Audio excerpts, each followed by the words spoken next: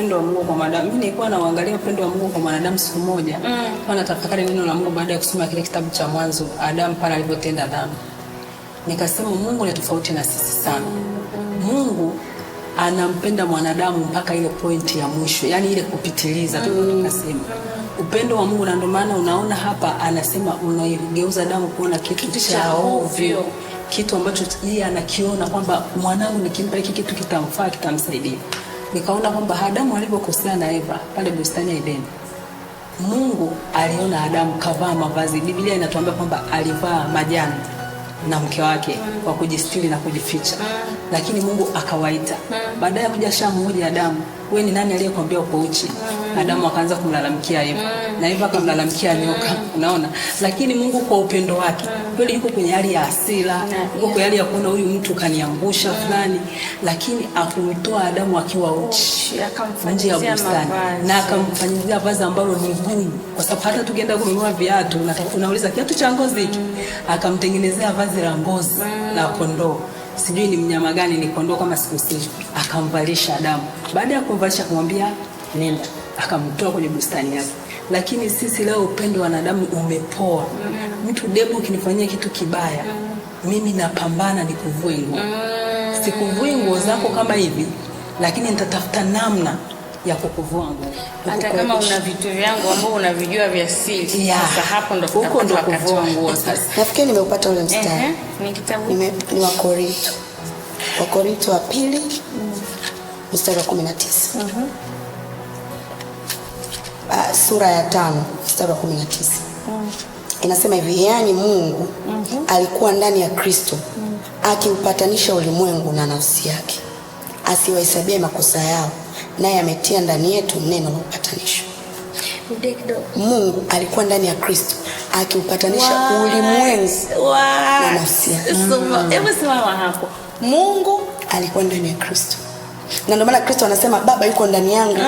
Aliyeniona mimi amemwona nani? Baba. Kwa sababu mimi na Baba tuko umoja, na anasema neno ninalolisema mimi silisemi kwa nafsi yangu, ila nalisema lile linalotoka kwa Baba. Kwa hiyo hapa ina maana hapo tunazungumzia damu. Kumbuka tuko kwenye ile damu kule, kuifanya damu iliyotusafisha kuwa kitu cha hofu. Imagine tunazungumzia damu ya huyo Mungu ambaye ameona kabisa wewe, mimi nimekukosea wewe. Yaani sisi tumemkosea yeye, alafu yeye anaamua kujitoa mwenyewe. Ana shed damu yake, badala sisi tufe, anaichukua adhabu yeye mwenyewe. Hivi unajua alikuwa na uwezo kabisa. Mimi kila siku wanajisemea kwamba Mungu alikuwa na uwezo. Ni kama tu kwa neno alikuwa anaumba vitu like na iwe, vitu vikawa na iwe. Ili kusema nilikuwa tu nikusema na iwe dunia yote na kuanza upya. Maana hatuoni kama alikuwa kuna effort yote ya nguvu alikuwa anaitumia. Kulikuwa kuna uwezekano kabisa ya kutupoteza kabisa. Lakini hiyo ndio inatofautisha sasa wanadamu na Mungu. Hiyo inaeleza nature ya upendo wa Mungu. Upendo wa Mungu. Mungu hata mimi nasikia kwanza, jamani, kwani shetani yupo? Sio anaweza ku kwani jamani, si alikuwa na uwezo wa kumwambia lakini kwani shetani yupo mpaka leo? Ni kama lakini ukisoma Biblia, Mungu anataka tusiwe tofauti na yeye. Sisi tunasema kitu fulani alichokifanya Mungu ndio kinatufanya tofauti na nani? Na Mungu. Lakini Mungu pale mwanzo alipokuwa anasema anasema na tufanye mtu kwa sura na mfano wetu. Pale Mungu alikuwa asemee sura hizo za kwetu, kwamba huyu mweupe, huyu mweusi, huyu mfupi, mnene. No. Mungu alikuwa anataka tabia, mienendo, kufikiri, kuwaza, kutenda, tufanye kama yeye. Ndio lengo la Mungu kubwa, la kumfanya mwanadamu kwa sura na mfano, kwa sababu ameweka vitu viwili. Tumefanya mwanadamu kwa sura na mfano wetu. Ule mfano sasa mtu anasema hiki kitu ni mfano wa kitu fulani. Unaona? Kwa hiyo mtu akishasema ni mfano wa kitu fulani, hivyo vitu vimefanana.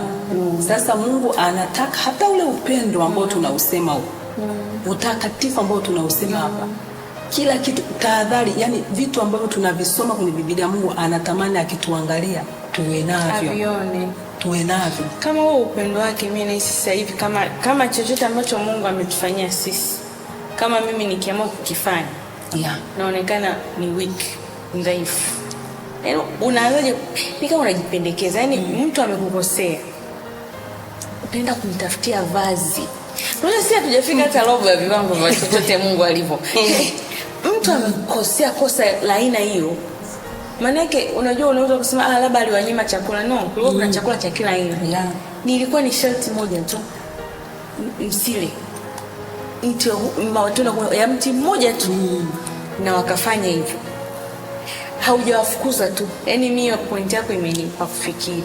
Bado aliwaza kuwatengenezea. Yaani kuna kitu kadogo. Sisi tunaua moyo watu wanaotukosea. Maana tunaongelea hapa usema watu wanaokukosea. Sisi hapa ni namba moja tunaomkosea Mungu kila siku. Na huku tukirudi kwenye neno kama tunaiona damu yake kwa kitu cha ovyo. Ili tunawaza ukubwa wa upendo wake kwetu sisi kwamba huu mstari na ufikiria mpaka saizi kwamba Mungu alifanyeje? Alikuwa ndani ya Kristo, alijipatanisha. Akipatanisha Mungu na nafsi yake mwenyewe. Yao mmeelewa kani hivyo mimi? Tupa hapo. Yaani na nafsi yake mwenyewe. Hivi unaelewa? Yaani anajiumiza, anajitesa na kujidhalilisha kwa ajili ya mwanadamu. Nilikuwa nakusahau kitu hapo. Ulinifanya nikapotea, nikasahau kitu nataka kusema. Nikaenda kusema kuna kitu ambacho nilikisoma mahali kwamba spirits has understand forgiveness. Spirits nafsi kumaanisha kama nafsi roho hazisamehe. Roho hazisamehe. Kuna hamna kitu kinaitwa kusamehe kwenye roho. Kuna kitu tu kinaitwa malipizi.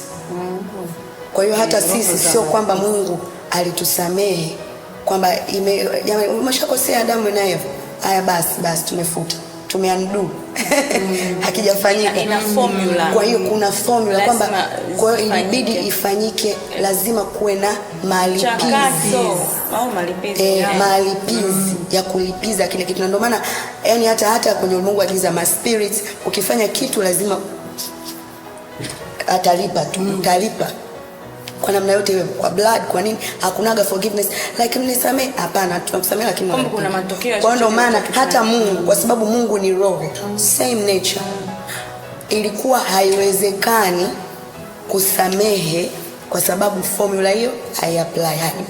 Kwa lazima ilipizwe, lakini lazima asamehe kwa sababu yeye ana upendo. Anafanyaje? Ilibidi yeye mwenyewe ndo ajitorment kwa ajili ya kile anachotaka kukisamehe, kwa ajili ya kulipiza lile kosa la yule mwingine awe huru, ambao ndo sisi kwa upendo wote.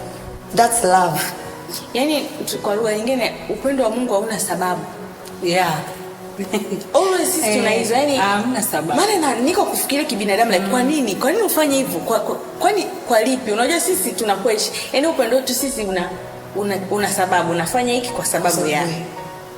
Na kitu ambacho juzi hapa nilikuwa nakifikiria kuhusu Mungu. Nasema Mungu, nipe mimi neema ya kufika mahali ya kukupenda wewe bila sababu.